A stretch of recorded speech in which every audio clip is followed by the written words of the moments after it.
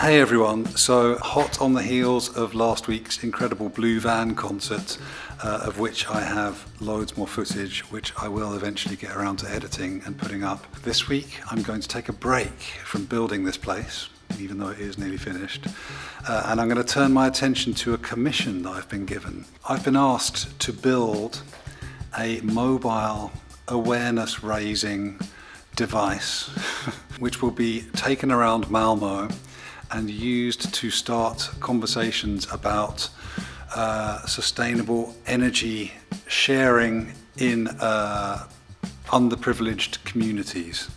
I think that's what it is. So the brief was it should encourage person-to-person interaction, it should showcase the use of solar power, it should be fun, it should possibly be a bit silly, it should be something that if it arrived in your vicinity you would probably go over and see what the hell it was. So I've been given this cargo bike to work with, so it needs to mount onto this cargo bike.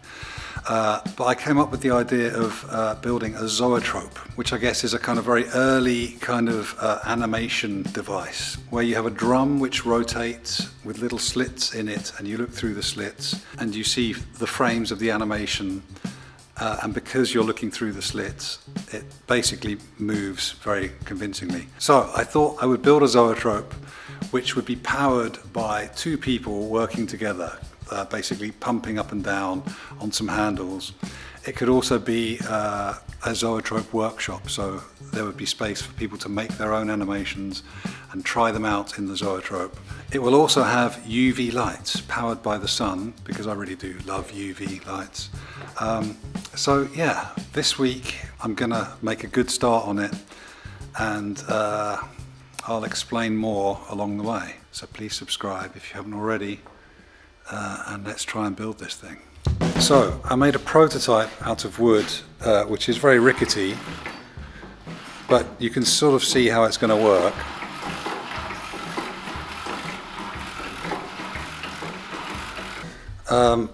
Which I'm pretty pleased with. It's just made out of old broomsticks and some odd bits of wood I had lying around. But yesterday I went to a couple of hardware stores in Helsingborg, and I bought a load of bearings and other bits and pieces.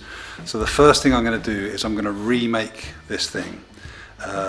It was really cool to make a prototype because A, to test that it would work, B, to kind of get a rough idea of how big it was going to be, which I'm going to change that slightly. I'm going to make it slightly taller. So the first thing I'm going to do is remake it much nicer with the stuff I've learned from the prototype.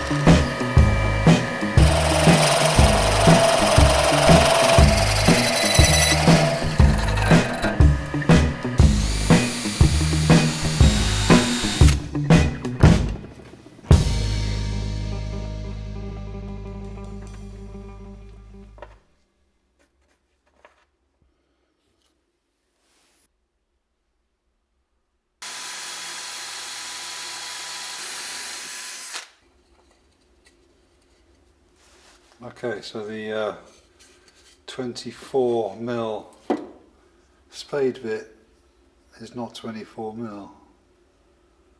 That is rather annoying. Hopefully the 25mm is.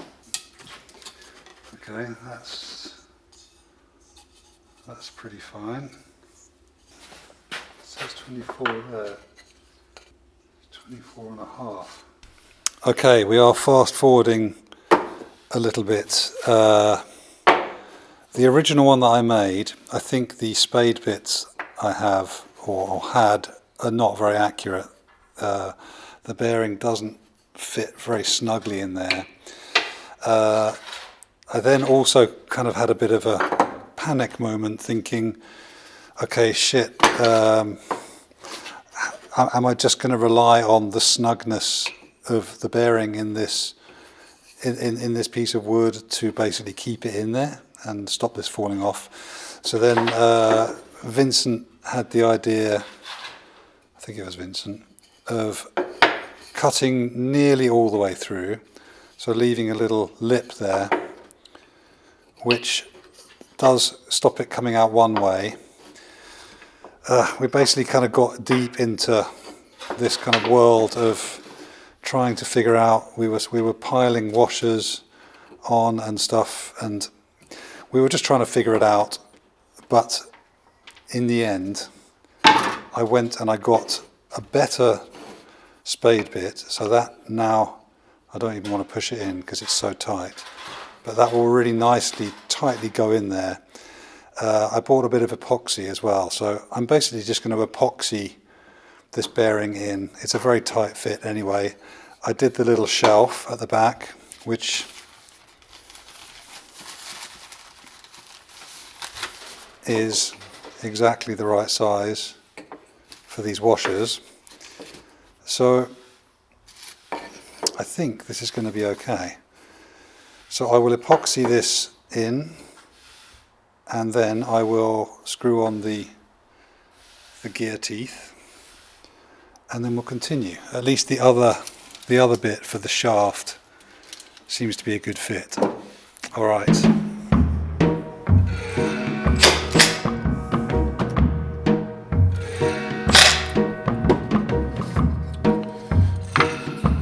Okay, so now I'm basically just going to start building this thing again, but a bit nicer. I'm going to make it 3 centimeters higher. It's a really good thing about building a prototype is that you can kind of mark it up and make some notes like this thing here. That should be all the way over to that face, and I can make the other arm pivot here, so I can make this a bit higher as well. So I'm just going to take measurements from this thing and build a new one over here. I've already started. I've screwed a block to the base, which is 3 centimeters higher than the old one, because the only things I want to be 3 centimeters higher are these legs and this central block. Then everything else will just be the same, and it will just raise it a little bit higher, because I don't want to change any of the relevant measurements to this, because this arm is a certain length. This took us a long time to figure out how long it needs to be. So yeah, cool. Okay, sorry, jumped ahead there. I put a threaded insert into the end of this piece here, and I've bolted that on, and that's working pretty nicely. I mean, obviously it's not 100% perfectly balanced, but I think that's pretty good. Seems pretty smooth. So now I will work on this one a little bit. This one needs to hang in there like that at exactly the right height, so that these interact with each other. Okay.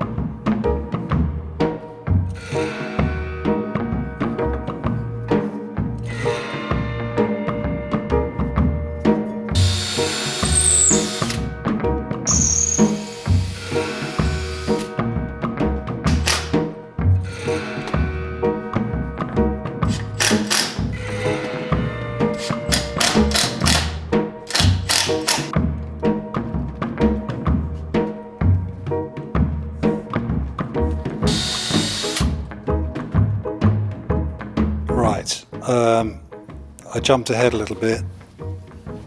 There's grease everywhere. I spent a while with these Teflon inserts in the holes using a chrome tube, which it was just a bit too tight and I wasn't feeling good. So then I realised that I had a thicker, I guess these are old broomsticks or something, a thicker dowel which actually fitted really nicely into the holes left by these Teflon inserts. But it was a little too tight, and I realised that we don't actually want all this contact. We don't want a whole kind of tube's worth of contact. It actually just needs a very small piece of contact. So I kind of rounded, I used the step drill over there on the drill press. Sorry, it's very bright in here.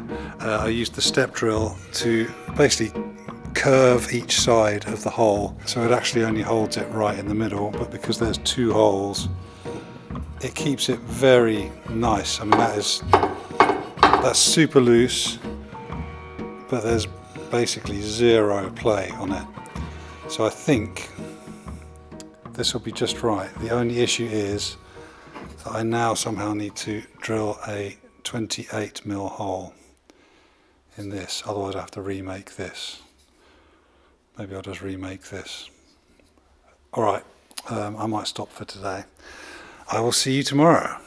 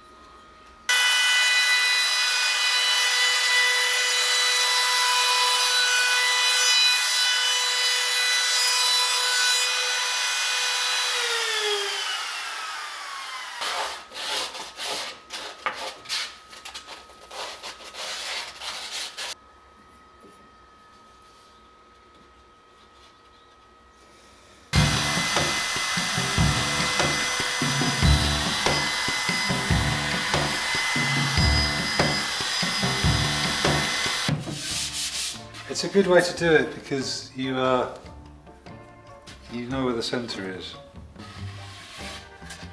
That feels good. So that's the base. That's the base of the zoetrope. So I will now mount this onto there, and yeah, then I'll do the lever. I think that makes sense. And then I have to build the actual zoetrope bit. Cool. It's very, very nifty. Okay, going handheld. The gimbal's run out of batteries. Yeah, I ended up using my little ring bearing from the prototype. So the prototype is dismantled. I might just order another one so I can remantle it. Also, because of that, I had to add a little spacer. I'm not sure if you can see that under there. So the shaft was a bit too short all of a sudden. It wasn't really biting properly down here. What I did was I put a couple of T-nuts under there in this thing, and I put them slightly off center from each other so that you wouldn't get them the wrong way around. So it's pretty nice now. I'll put it back together and I'll show you. Basically this top thing just bolts down onto that little one. The little one sits nicely on the ring.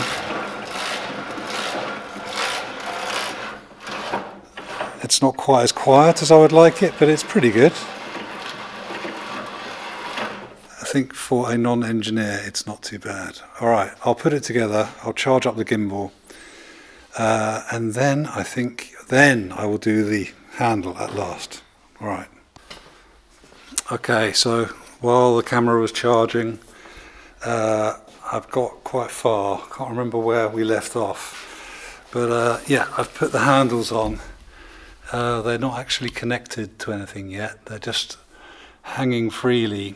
And I realised, well, I kind of knew before, because I made this top plate bigger than on the prototype, I'm going to have to cut some slots in here for the handles to travel a bit further than this. So I will now use a combination of a Japanese saw and a multi-master just to cut away some slots for these, and then I will connect everything together so that it will run.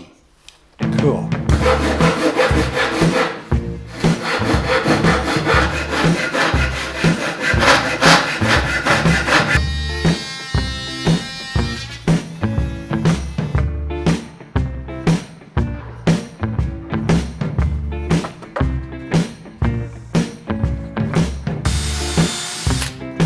Okay, I'm just going to test it out just with a screw. Around. And test it out with a screw just to make sure that it's more or less in the right spot.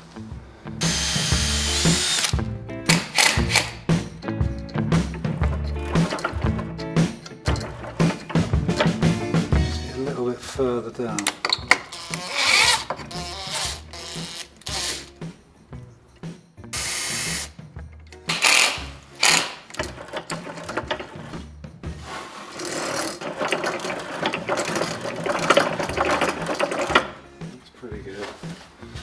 Put this on so we get a bit more weight.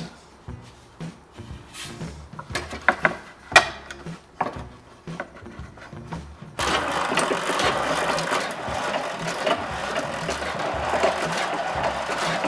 going to put a hole a little bit further in.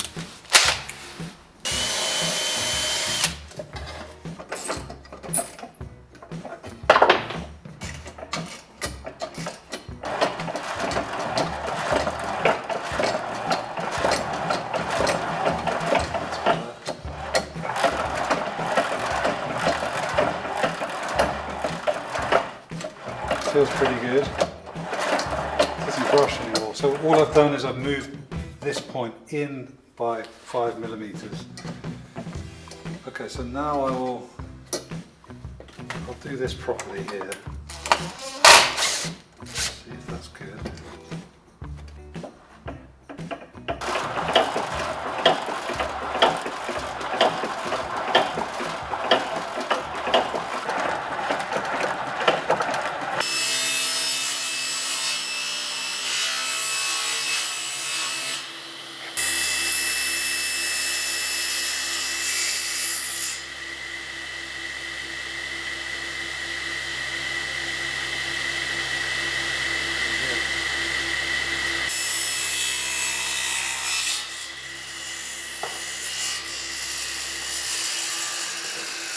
Okay, it's Saturday morning.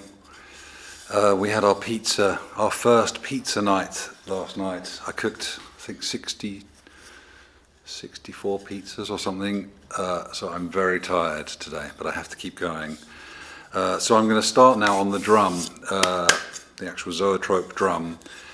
And apparently, so anyway, so the idea is that the paper strips, which are going to have the animation on them, we're going to use A2 sheets of black paper decorated with UV sensitive pens or rubber stamps or whatever to make the actual animation. So the whole thing will kind of glow. To avoid any kind of waste, like paper waste or anything, I've calculated that if we cut A2 paper into 7 strips, like long, then 2 of those strips end to end will make a nice sized zoetrope animation, roughly 40 centimeters across. So with a bit of calculation, with also a bit of help from Claude, I have to admit, apparently a 10-degree cut on a segment of the wall, which is 66 millimeters across, I need to go and double check that it wasn't 67, I think it was 66, will create a drum which is exactly the right size that 2 pieces of A2 paper will equally fit into, and yeah, there'll be no wastage, and it should all work really nicely. This is really hard. This is like, I think, probably the hardest thing I've done, maybe yet, not sure. No, not quite. But yeah, it's pretty hard, especially when I'm as tired and mildly hungover as I am today. Yeah, this is all kind of quite precision, but hopefully this is sort of like the kind of the hardest bit of this whole project, because once I've got the zoetrope done and working, then everything else is basically kind of like a box around it. There are a few little challenges. I've got to do some like fold out panels and stuff, but I think that's all pretty kind of crude in comparison to the actual zoetrope. Anyway, so I'm going to experiment for a while with these pieces. I'm going to get it to the point where I have all these pieces cut and it makes a ring the right size, and then I will have to cut a slot into each one. So I'm basically going to use the router table, and I'm just going to route a little kind of groove, sort of like a kind of take a bit of the edge away of each piece, so that when 2 of them go together, there's a really nice kind of soft, rounded edged slot in each one. All right, I'm going to experiment.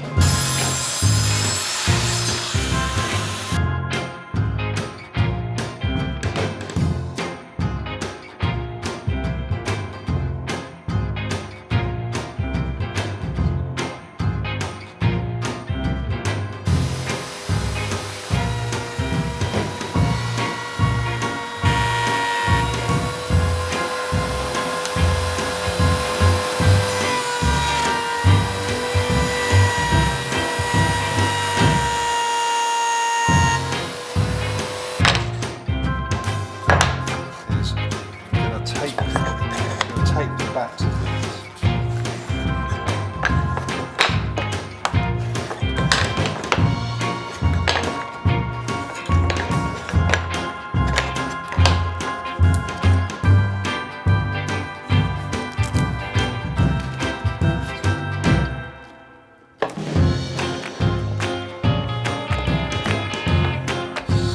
Nice.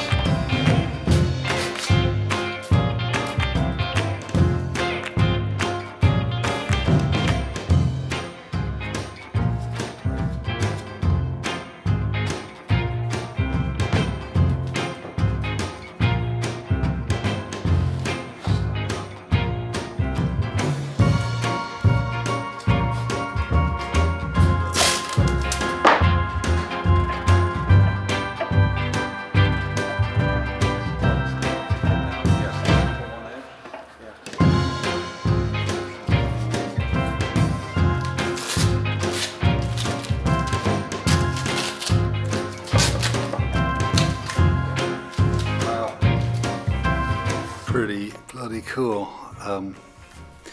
Okay, right, I'm gonna just try and get this as centered as I can, and then figure out how to mount it, screw it to the base.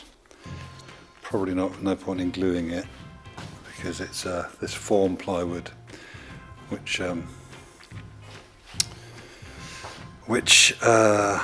yeah, is designed to not be stuck to. So I'll screw it down. Maybe I don't need to screw it that many times. Maybe, I don't know, maybe 6 screws or so should do it. And then I will make a lid.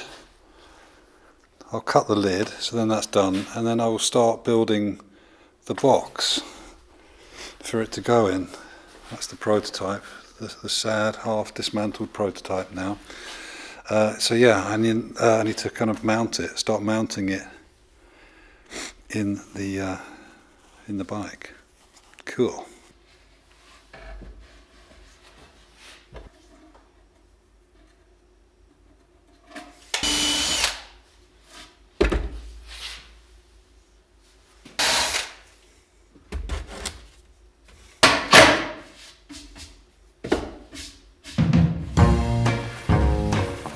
Okay, so damn cool.